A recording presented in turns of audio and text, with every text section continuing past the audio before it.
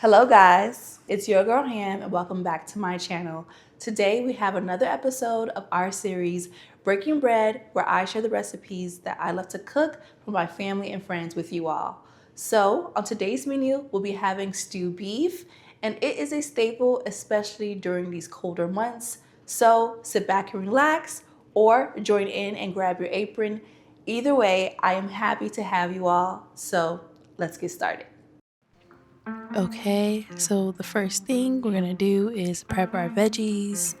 That's typically the step that I like to take first. So I'm just cutting an onion, and as always, it's a leftover onion. I typically will use like half an onion or a full onion for some recipes. Okay, we're slicing and dicing and then putting it off to the side before moving on to the next step, which would be this garlic here. Shout out to Whole Foods for this organic peeled garlic. I personally loathe peeling garlic. The shell that it's in, the wrapping underneath the shell, it's all so much work and it can just discourage me from even cooking altogether. So I am so grateful that it comes already peeled and it's organic. So thank you, Whole Foods.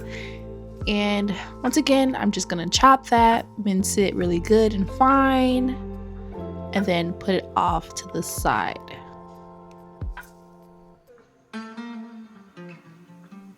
And then here we have our chuck roast. We typically get our roast from a local butcher. I got 2 pounds. Okay, so I am slicing and dicing once again, and I am going to cut it into squares about maybe 1.5 to 2 inches. It doesn't have to be perfect squares, it can be regular. You just want to make sure that your pieces are about the same size so that it can cook evenly. So about this size would be perfect. Pretty much in game in mind, you want like a little bit in each bite, so think about that. But I am going through and just removing any connective tissue, any fat. Pretty much it's just all muscle over here, lean and mean for us. So I'm just putting that off to the side and continuing to cut. Just like that, we are ready to season. So we're gonna hit it with olive oil enough for it to stick, the seasoning to adhere. And then I'm going in with some garlic powder,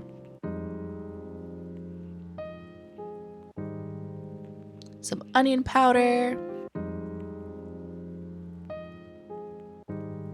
some thyme. And guys, I love Badia seasoning. I feel like it's so potent and it's so economical too. It's pretty cheap. And then we're gonna hit it with some seasoning salt, followed by some regular pink Himalayan salt. I typically will use that over tabletop salt just to watch my blood pressure. And then for some extra herbs, we're gonna hit it with some Phillips Blackened seasoning and then just mix really, really well. We want that seasoning just to get into every nook and cranny so that our stew is flavorful. So to a hot skillet, you're gonna add the oil of your choice. Mine's avocado oil. It's healthier, it's rich in fats that are good for you, and it has a high smoke point, which means it just won't burn as easily.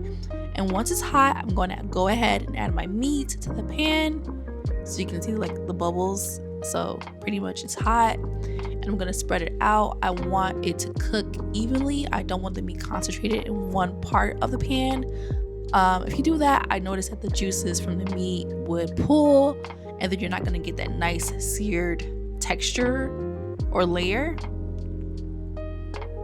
So after spreading it out, I just periodically would just go in with my fork and kind of like move it so that it doesn't get stuck to the pan. I don't want it to burn, I just want it to be like seared. And once that's done, I'll go ahead and flip it and just repeat it to the other side. And this is something like I don't think you should take your eyes off of. It's a pretty quick process within like a minute or two if your pan is hot. But to my other pot, so my stainless steel pot, this is where I'm going to do the stew. I'm adding in the oil, the avocado oil, and then adding in the veggies that we chopped. So that would be the onions and the garlic for me. And I'm also gonna go in with some tomato paste. Mix it real good like that. And then add in some broth. You can add in chicken broth, beef broth, it's up to you.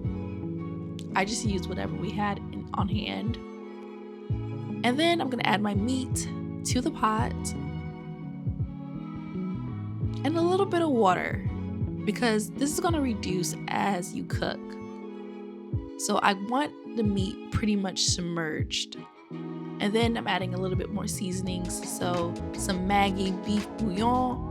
Since I used chicken stock, I wanted to have a little bit more beef flavor. And then I went in again with some Phillips seasoning. So as you can see, there is a good meat to liquid ratio. It's pretty submerged. So I'm gonna close that pot and then come back an hour later and add my potatoes. These are fingerlings. I got them from Whole Foods. I haven't tried them before, but they look interesting.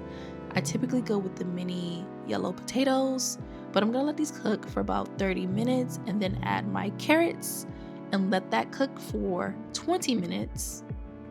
And guys, if you want to add red wine, you can go ahead and reduce the heat. But since we share our food with a little, I'm going to skip that step. Okay, we're all done, and now dinner is served. I hope you guys enjoy.